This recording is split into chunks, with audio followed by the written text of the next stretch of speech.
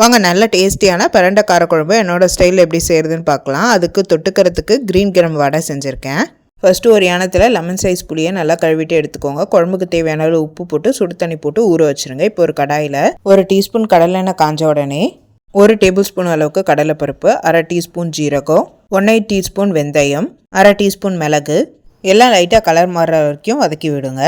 இப்போ நம்ம ரெடி பண்ணி வச்சுருக்க 10லேருந்து 15 சின்ன வெங்காயம், 8 பூண்டு, நல்லா பிஞ்சான பிரண்டையை ஆட் பண்ணிக்கோங்க. முத்தலானதாக இருந்தால் தனியாக வதக்கணும், இல்லைன்னா நாக்கு அரிக்கும். நல்லா கலர் மாறுற வரைக்கும் வதக்கணும். நல்லா வெங்காயமும் பூண்டும் வதங்கின பிறகு தக்காளி ஆட் பண்ணிக்கலாம். வெங்காயம் பூண்டும் லைட்டாக வதங்க ஆரம்பித்தோடனே ஒரு ரஃபாக சாப் பண்ண தக்காளி ஆட் பண்ணிக்கோங்க. நல்லா மிக்ஸ் பண்ணி கொடுத்து நல்லா வதங்கி சுருண்டு வரட்டும். பிரண்டை கூடவே ஒரு கையளவுக்கு கருவேப்பிலையும் சேர்த்துருக்கேன். நல்லா மிக்ஸ் பண்ணி கொடுங்க எல்லாத்தையுமே. எல்லாம் நல்லா குக் ஆனோடனே ஒரு பிளேட்டில் மாற்றி ஆற வச்சுருங்க. பிரண்டை பேல் க்ரீனாக மாறி இருக்கணும். இப்போ ஆறின எல்லாத்தையுமே மிக்சர் ஜாரில் சேர்த்து ஃபைன் பேஸ்ட்டாக அரைச்சிக்கோங்க. ஃபஸ்ட்டு ஒரு கிரைண்ட் கொடுத்துட்டு தண்ணி சேர்த்து அரைச்சிக்கோங்க. இப்போ நம்ம வதக்கின கடாயிலே 1.5லேருந்து 2 டேபிள் ஸ்பூன் அளவுக்கு நல்லெண்ணெய் சேர்த்துக்கோங்க. காரக்குழம்பு நல்லெண்ணெய் செஞ்சால் சூப்பராக இருக்கும். எண்ணெய் காஞ்சோடனே 1/2 டீஸ்பூன் ஜீரகம், 1/2 டீஸ்பூன் கடுகு சேர்த்து நல்லா பொரிய விடுங்க. இப்போ நம்ம அரைச்சி வச்சுருக்க பேஸ்ட்டை நல்லா போட்டு மிக்ஸ் பண்ணி எண்ணெய் பிரிஞ்சு வர வரைக்கும் வெயிட் பண்ணுங்கள்.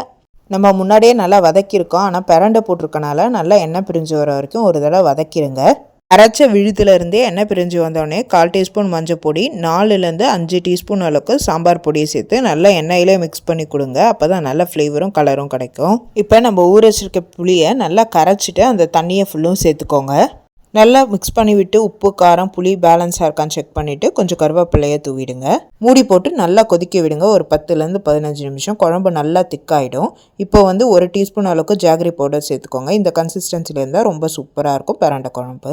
பிரண்டை குழம்புக்கு நல்ல காம்பினேஷனான பச்சைப்பருப்பு வடை எப்படி செய்கிறதுன்னு பார்க்கலாம். ஒரு 120 கிராம் பச்சைப்பயிரை நல்லா கழுவிட்டு 3லேருந்து 4 மணி நேரம் ஊற வச்சுருங்க. இப்போ ஊறின பருப்பை வாட்டரை ஸ்டெயின் பண்ணிவிட்டு மிக்சியில் ஆட் பண்ணிக்கோங்க.